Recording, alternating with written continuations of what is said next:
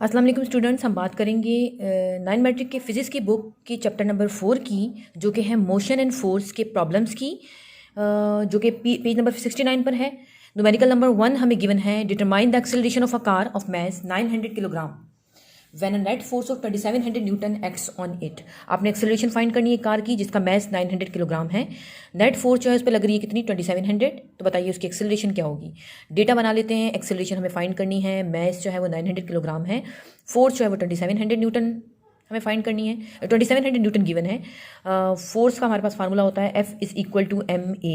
हमें यहाँ पे एक्सेलरेशन फाइंड करनी है। मैस यहाँ पे एक्सेलरेशन से मल्टीप्लाई हो रहा है, इक्वल टू के दूसरी तरफ जाके हो जाएगा डिवाइड। तो फार्मूला हो जाएगा A is equal to F upon m।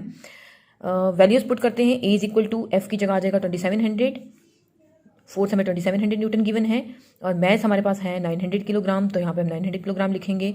2700 को 900 से हम डिवाइड करेंगे तो हमारे पास एक्सेलरेशन आ जाएगी 3 metre per second square. Question number 2 है हमारे पास, a car of mass 1000 kilogram travelling at 72 kilometre hour inverse is uniformly brought to rest over a distance of 40 metre. Find the average acceleration, the average braking force. एक car है जिसका mess 1000 kilogram है, travel कर रही है इतनी speed से, फिर वो रेस्ट पे पहुंचती है। जब भी कोई बॉडी रेस्ट पे होती है तो उसकी जो वेलोसिटी होगी हम उसको मानेंगे वो कितनी है, 0 मीटर पर सेकेंड। कितना डिस्टेंस कवर किया उसने, 40 मीटर का डिस्टेंस कवर किया। आपने एवरेज एक्सेलरेशन फाइंड करनी है और ब्रेकिंग फोर्स आपने फाइंड करनी है। तो सबसे पहले इसका डेटा बना लेते हैं। डेटा हमारे पास है, मैस हमें 1000 किलोग्राम दिया हुआ है, इनिशियल वेलोसिटी इसकी थी 72, जब वो रेस्ट पे पहुंची तो उसकी वेलोसिटी हो गई 0, जिसे हमने कह दिया फाइनल वेलोसिटी। डिस्टेंस हमें दिया हुआ है 40 मीटर, और एक्सेलरेशन हमें फाइंड करनी है, फोर्स भी हमें फाइंड करनी है। तो 72 किलोमीटर पर आवर को हम चेंज करेंगे मीटर पर सेकेंड में, हमें ऐसा यूनिट चाहिए होता है।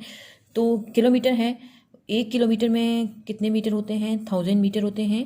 और की बात कर रहे हैं तो 1 और में कितने सेकेंड होते हैं, 60 मिनट्स होते हैं, और हर मिनट्स में 60 सेकंड होते हैं। तो 60 इंटू 60 इज इक्वल टू 3600। तो 72 किलोमीटर क्या हो रहा है, इससे मल्टीप्लाई हो रहा है, तो 72 को मल्टीप्लाई करवा देंगे 1000 से, और इससे डिवाइड हो रहा है तो कितने सेकंड से करवाएंगे, 3600 से। तो 3600 से जब हमने इसको डिवाइड करवाया तो हमारे पास आंसर आ गया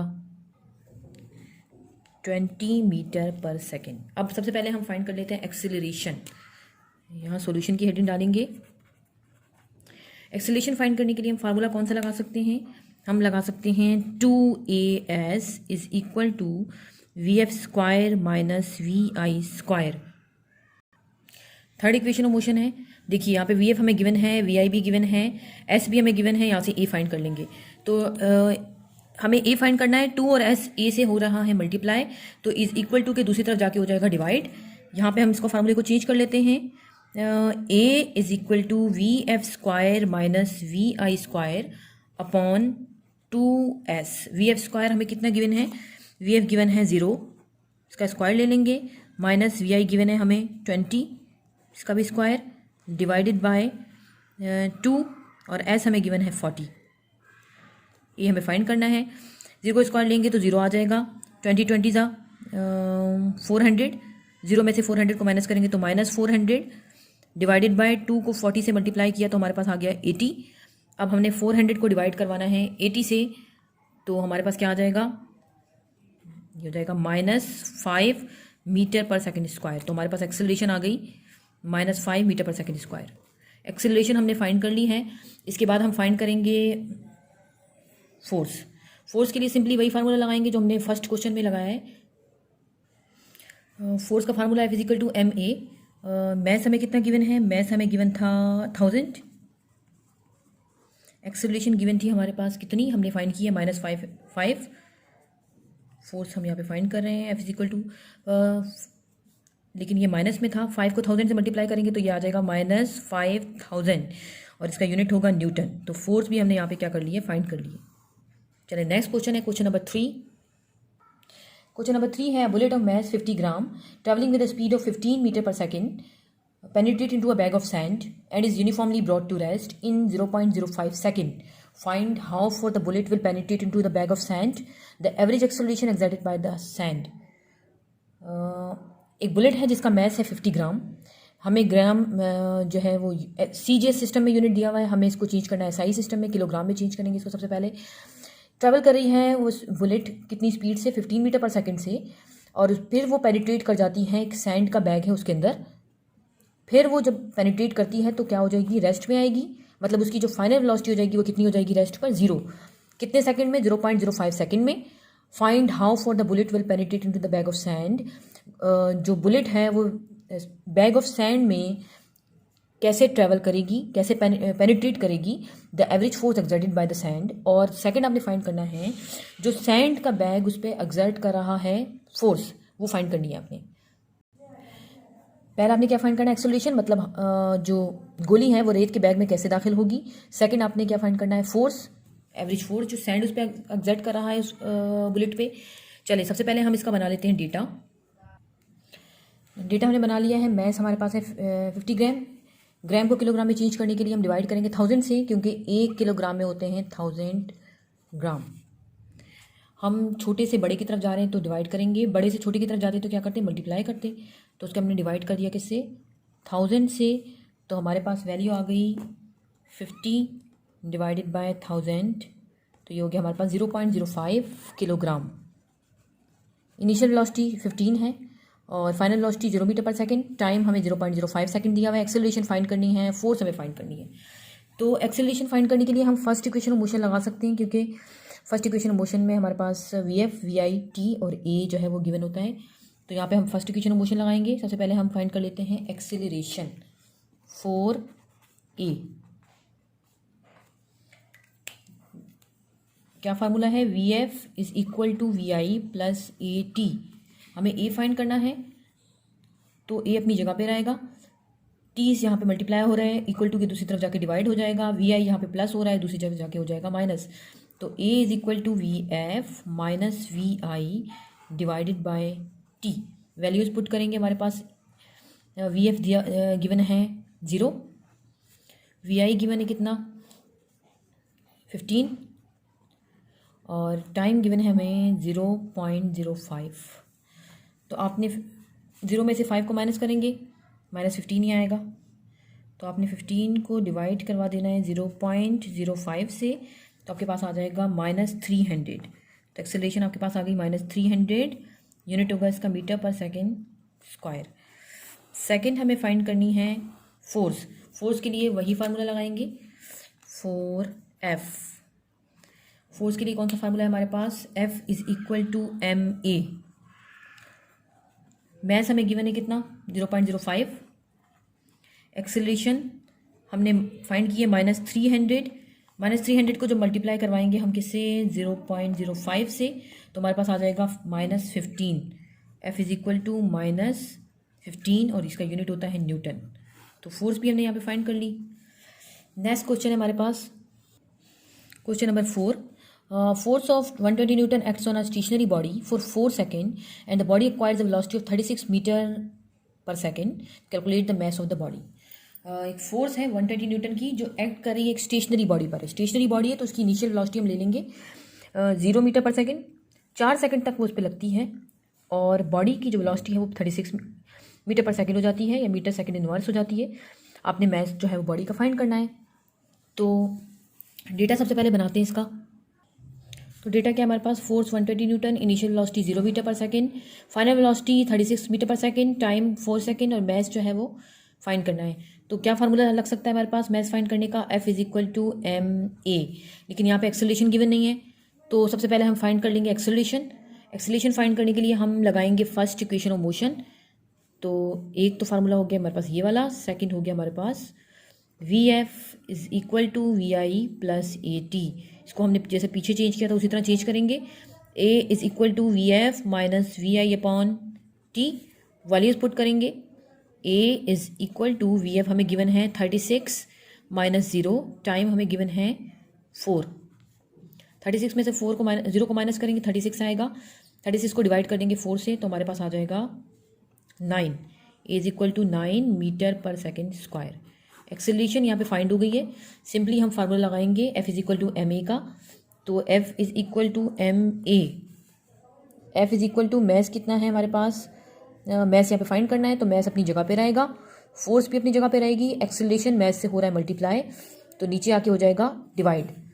तो m is equal to force कितनी गिवन है, फोर्स गिवन थी हमें 120, एक्सेलरेशन हमने फाइंड की है 9, तो 120 को आप 9 से डिवाइड करवाएंगे तो आपके पास वैल्यू आ जाएगी 120 डिवाइडेड बाय 9, ये आ गया आपके पास 13.33 और इसका यूनिट क्या होगा, किलोग्राम। तो मैस आपने यहाँ पे फाइंड कर लिया है।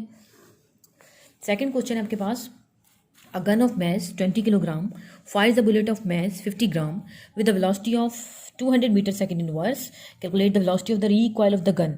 एक गन है जिसका मैस है 20 किलोग्राम, वो बुलेट जो है वो फायर कर रही है और उसका जो मैस है 50 ग्राम है, और बुलेट की जो वेलोसिटी है वो है 200 metre per second. Calculate the velocity of the recoil of the gun. हमें रिकॉइलिंग स्पीड जो है या रिकॉइलिंग वेलोसिटी फाइंड करनी है गन की। तो देखिए इस पर हम अप्लाई करेंगे law of conservation of momentum का formula, m1u1 plus m2u2 is equal to m1v1 plus m2v2।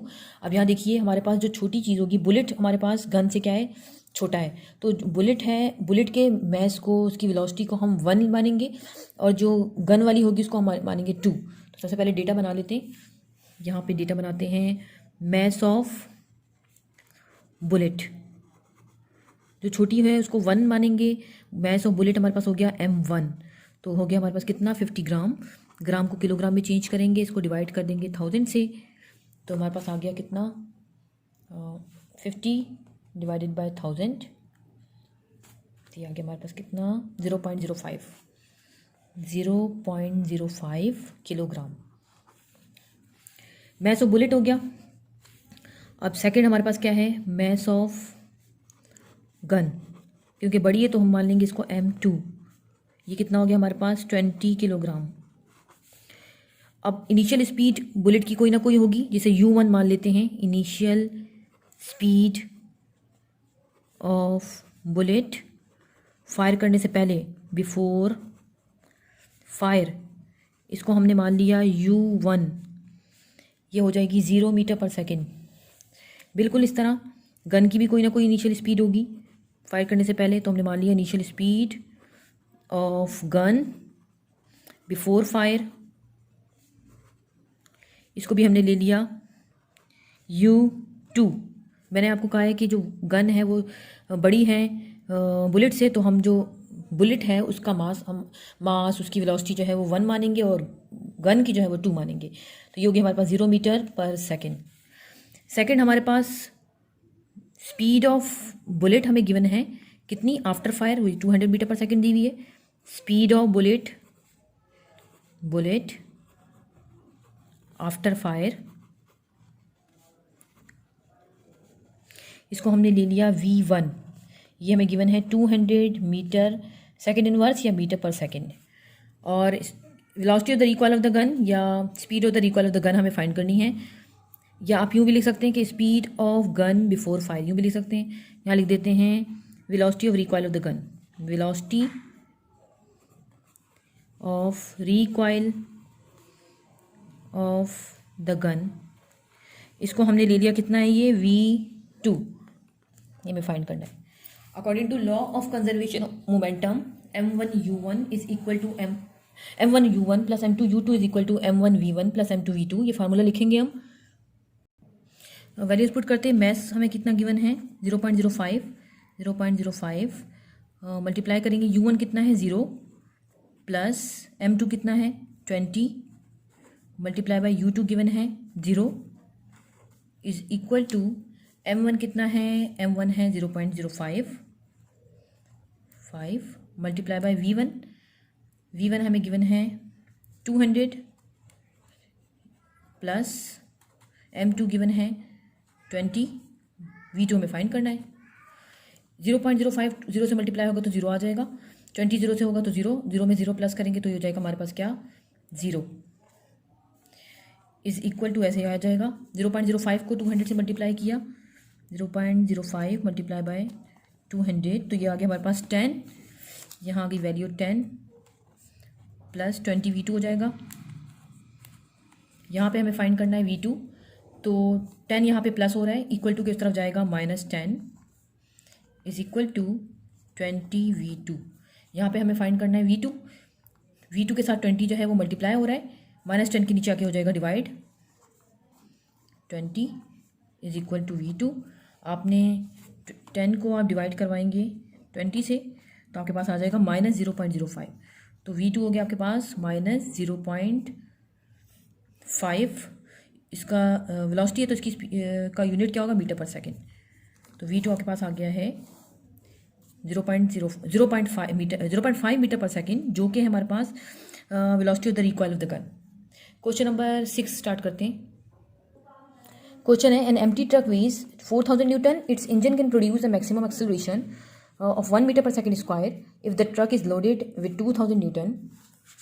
Find the maximum acceleration the engine can produce. एक एम्प्टी ट्रक है जिसका वेट है 4000 न्यूटन। उसका जो इंजन है वो एक्सेलरेशन प्रोड्यूस कर रहा है 1 मीटर पर सेकंड स्क्वायर की। इन्होंने कहा ये मैक्सिमम एक्सेलरेशन है।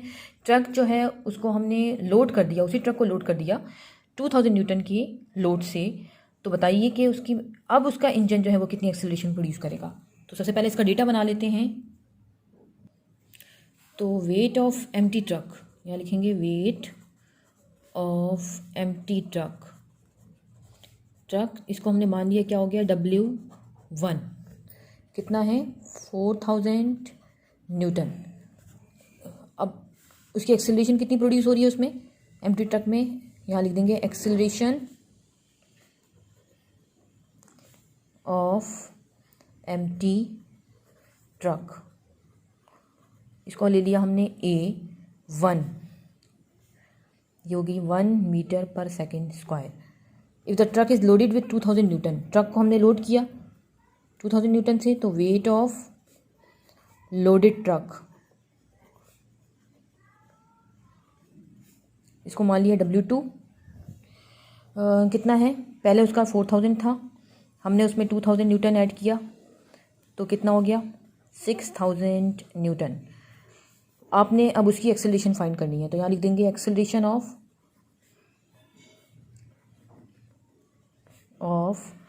Loaded truck. इसको हमने मान लिया कितना A2, ये हमें फाइंड करनी है। सबसे पहले एम्प्टी ट्रक की बात करते हैं। हमें एक्सेलरेशन फाइंड करने के लिए फोर्स निकालनी पड़ेगी। फोर्स कैसे निकालेंगे, सबसे पहले हम मैस निकाल लेंगे एम्प्टी ट्रक का और फिर उसको मल्टीप्लाई करवा देंगे उसके एक्सेलरेशन से, तो फोर्स आ जाएगी। फिर उसी फोर्स को हम रखेंगे किसमें, लोडेड ट्रक में, और उससे हम फाइंड करेंगे उसकी एक्सेलरेशन। तो सबसे पहले एम्प्टी ट्रक की बात करते हैं। यहाँ पे फाइंड कर लेते हैं हम उसका मैस। तो mass of empty truck, mass का फार्मूला क्या होगा, जब वेट गिवन होता है तो हम क्या लगाते हैं, W is equal to mg, m is equal to W/g। G की वैल्यू आप लगाएं 9.8 या 10 मीटर पर सेकेंड स्क्वायर। तो यहाँ पे हम ले लेते हैं 10 metre per second square. Wait कितना गिवन है हमारे पास, W1 की बात हो रही है, ये है 4000 डिवाइडेड बाय 10। तो 4000 से जब 10 को डिवाइड करेंगे तो हमारे पास आ जाएगी वैल्यू कितनी 400, ये आ जाएगा M1 किलोग्राम। मैस हमने फाइंड कर लिया है। अब यहाँ पे फोर्स फाइंड कर लेते हैं। तो फोर्स फाइंड करने के लिए वही फार्मूला लगाएंगे, F is equal to MA। Mass 1 है, एक्सेलरेशन 1 है। मैस कितना है 400 और एक्सेलरेशन कितनी है 1। इसको जब हमने इससे मल्टीप्लाई किया तो F हमारे पास आ गया 400 न्यूटन। यहाँ पे हमने फोर्स फाइंड कर ली है। अब हम लोडेड ट्रक की बात करेंगे। Loaded truck